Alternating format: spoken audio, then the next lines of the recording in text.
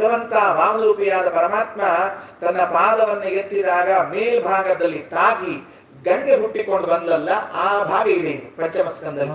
ಅದನ್ನು ನೆನೆಸಿಕೊಂಡು ಉದ್ದಕ್ಕೆ ಹೇಳಿದ್ರಂತೆ, ತತ್ರ ಭಗವತಃ ಸಾಕ್ಷಾತ್ ಯಜ್ಞಲಿಂಗಸ್ಯ ವಿಷ್ಣೋಃ ವಿಕ್ರಮತಃ ವಾಮಪಾದಾಂಗುಷ್ಟನಖ ನಿರ್ಭಿಣ್ಣ ಊರ್ಧ್ವಾಂಡ ಕಟಾಕ ವಿವರೇಣ ಅಂತಃ ಪ್ರವಿಷ್ಟಾಯಾ ವಾಕ್ಯ ಜಲಧಾರಾ ತಚ್ಚರಣ ಪಂಕಜ ಅವನೀಜನ ಅರುಣ ಕಿಂಜಲ್ಕೋಪರಂಜಿತ ಅಖಿಲ ಜಗದಗ ಮಲಾಪಗ ಉಪಸ್ಪರ್ಶನಾಮಲ ಸಾಕ್ಷಾತ್ ಭಗವತ್ಪದೀತ್ಯನುಪಲಕ್ಷಿತ ವಚೋಭಿರವಿಧೀಯಮಾನ ಅತಿಮಹತಾ ಕಾಲೇನ ಯುಗ ಸಹಸ್ರೋಪಲಕ್ಷಣೇನ ದಿವೋ ಮೂರ್ಧನ್ಯವತತಾರ ಯತ್ತದ್ವಿಷ್ಣು ಪದಮಾಗುಗು. ಒಂದೇ ಒಂದು ಸೆಂಟೆನ್ಸ್ ಇದು, ಒಂದೇ ಒಂದು ಸೆಂಟೆನ್ಸ್.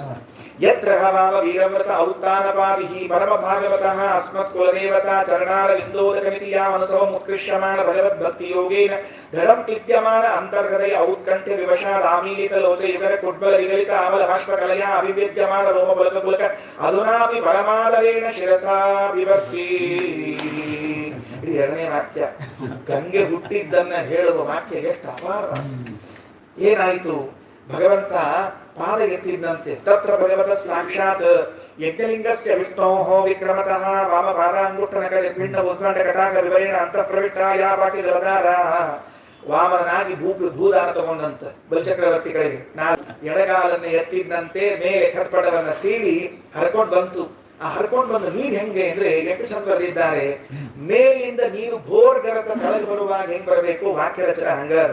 ತತ್ರ ಭಗವತ ಸಾಕ್ಷಾತ್ ಯಜ್ಞಲಿಂಗಸ್ಯ ವಿಷ್ಣೋಃ ವಿಕ್ರಮತಃ ವಾಮಪಾದಾಂಗುಷ್ಟನಖ ನಿರ್ಭಿಣ್ಣ ಊರ್ಧ್ವಾಂಡ ಕಟಾಕ ವಿವರೇಣ ಅಂತಃ ಪ್ರವಿಷ್ಟಾಯಾ ವಾಕ್ಯ ಜಲಧಾರ. ಪಾದ ಹಿಂಗ ಮೇಲೆತ್ತಿ ಕಣ್ಣಂತ ಹಿಂಗ್ ಬಂದಂಗೆ ಬರದ ವಾಕ್ಯವನ್ನು ಹಿಂಗ ಜಾಸ್ತಿ ಚಂದ ಬರೆದಿದ್ದು. ಅದರಿಂದ ಅಂಥ ಗಂಗಾ, ಆ ಗಂಗೆ ನಮ್ಮನ್ನೆಲ್ಲ ಪಾವನಗೊಳಿಸ್ಲಿ. 4 ಭಾಗವಾಗಿ ಹರಿದಿದ್ದಾಳಂತೆ ಗಂಗಾ ನದಿ. ಸೀತಾ, ಅಲಕನಂದ, ಭದ್ರ, ಚಕ್ಷು ಅಂತ 4 ಹೆಸರಂತೆ. ನೋಡ್ರಿ, ಒಂದು ಗಂಗೆಗೆ ಅಲಕನಂದ ಅನ್ನೋದು ಮಾತ್ರ ನಮ್ಮ ದೇಶಕ್ಕೆ ಹರಿದದ. ಸೀತಾ ಮೇರು ಪರ್ವತದ ಮೇಲೆ ಹರಿದದು.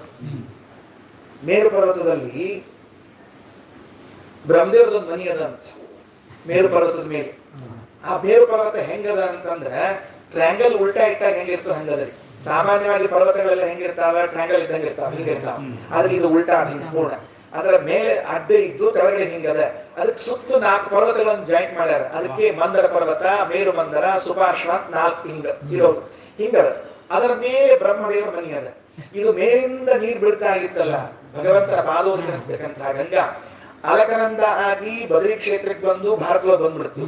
ಅದಕ್ಕೆ ಇನ್ನೊಂದು ಕವಲು, ಇನ್ನೊಂದು ಬ್ರಾಂಚ್ ಎಲ್ಲಿ ಹೋಯ್ತು ಅಂತ ಕೇಳಿದ್ರೆ ಬ್ರಹ್ಮದೇವರ ಅಂಗದಲ್ಲಿ ಹರಿತಾ ಇದೆ ಅಂತ. ಸೀತಾ ಎಂಬುವಂತಹದ್ದು ಗಂಗಾದ ಹೆಸರೇ ಸೀತಾ ಅಂತ ಅವಳು ಹರಿತಾ ಇದ್ದಾಳೆ. ಯಾರೋ ಮೇಲೆ ಪ್ರಶ್ನೆ ಮಾಡಿದ್ರಂತಲ್ರಿ ಬ್ರಹ್ಮದೇವರ, ನಿಮ್ಮ ಮನೆಯಾಗ ಹರಿಬೇಕು ನದಿ, ಏನ್ ಕೆಲಸದ ನಿಮ್ಮ ಮನ್ಯಾಗ ಅಂತ ಕೇಳಿದ್ರೆ, ಬ್ರಹ್ಮದೇವರು ಮಾಡುವ ಸಂಧ್ಯಾ ವಂದನೆಗೆ ನೀರು ಬೇಕಲ್ಲ ಅಂತ ಗಂಗಾ ಹರಿತಾ ಇದ್ದಾಳಂತೆ. ಬ್ರಹ್ಮದೇವರು ಮಾಡುವ ದೇವರ ಪೂಜೆಗೆ ನೀರು ಬೇಕಲ್ಲ ಅಂತ ಹರಿತಾ ಇದ್ದಾಳಂತೆ. ಇದು ಬ್ರಹ್ಮದೇವರ ಮನೆಯಲ್ಲಿ ಹರಿಯುವ ಗಂಗಾ.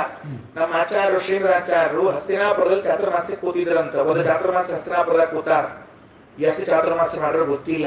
ಯಾಕೆ 11ನೇ ವಯಸ್ಸಿಗೆ ಆಶ್ರಮ ಆಗ್ಯದ, 80ನೇ ವಯಸ್ಸಿಗೆ ಬದರಿಕಾಶ್ರಮಕ್ಕೆ ಹೋಗ್ಯಾರ. 79 ಚಾತುರ್ಮಾಸ ಮಾಡ್ರ ನಮ್ಮ ಆಚಾರ್ಯ. 79 ಚಾತುರ್ಮಾಸದಲ್ಲಿ ಒಂದು ಚಾತುರ್ಮಾಸ ಎಲ್ಲಿ ಅಂತ ಕೇಳಿದ್ರೆ ಹಸ್ತಿನಾಪುರದಲ್ಲಿ. ಒಂದು ದಿವಸ ಹೋಗಿ ಗಂಗಾ ಸ್ನಾನ ಮಾಡಿ ಬಂದ್ಬಿಟ್ರು. ಹಸ್ತಿನಾಪುರದಾಗ ಗಂಗಾ ಹರಿತಾಳ. ದಿವಸ ದೂರ ಇರ್ತದೆ, ವಿದ್ಯಾರ್ಥಿಗಳಿಗೆ ಪಾಠ ಗೀಟ ಆಗ್ಬೇಕು, ಸುಮ್ಮನೆ ಯಾಕೆ ಬಿಡು ಅಂತ ಮಠದಾಗ ಕೂತ್ಬಿಟ್ರು. ಮಠದಾಗ ಕೂತ ಹೇಳ್ತೀನಿ, ಗಂಗಾ ನದಿ ತಡ್ಕೊಳಿಕ್ ಆಗಲ್ತು. ಏನಂತ, ನಿನ್ನೆ ದಿವಸ ನಮ್ಮ ಗುರುಗಳು ಸ್ನಾನಕ್ಕೆ ಬಂದಿದ್ರು ಮಧ್ವಾಚಾರ್ಯರು, ಇವತ್ತು ಯಾಕೆ ಬರ್ಲಿಲ್ಲ ಅಂತ ತಿಳ್ಕೊಂಡು ಹೇಳಿ ತಾನೇ ಹರಿದುಕೊಂಡು, ಅಂದ್ರೆ ಶಾಖಾ ಭೇದದಿಂದ ಗಂಗಾ ಹಿಂಗ ಹರಿತಿದ್ಲು. ಅದ್ ಎಕಡೆ ಹೋಗ್ಬೇಕು, ಹಸ್ತಿನಾಪುರ ಹಾಟ್ಕೊಂಡು ಊರೊಳಗೆ ಬಂದ್ಬಿಡುತ್ತೆ ಅಂತ. ಭಿತ್ವಾ ಭುವಂ ದೇವರಾದಿ ಜಗಾಮ ಶಾಖಾ ವಿಶೇಷೇಣ ನಿಷೇವಿತುಂ ತಂ. ಹರ್ಕೊಂಡು ಬಂದು ಎಲ್ಲಿ ಬಂತು ಅಂದ್ರೆ ಶ್ರೀಮದಾಚಾರ್ಯ ಯಾವ ಮಠದಲ್ಲಿ ಚಾತುರ್ಮಾಸ್ಯ ಕೂತಿದ್ರು ಮುಂದೆ ಹರಿತಾ ಇದೆ.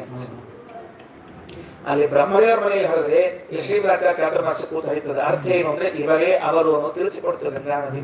ಯಾರು ಬೇರೆ ಅಲ್ಲ, ನಾಳೆ ಭಾವಿ ಬ್ರಹ್ಮರು ಯಾರು, ಇವತ್ತೇನು ಶ್ರೀಮದಾಚಾರ್ಯ ಇದ್ದಾರೆ ಇವರೇ ಅನ್ನೋದಕ್ಕೆ ಈ ದೃಷ್ಟಾಂತ ಆಗ್ತದೆ. ಆದ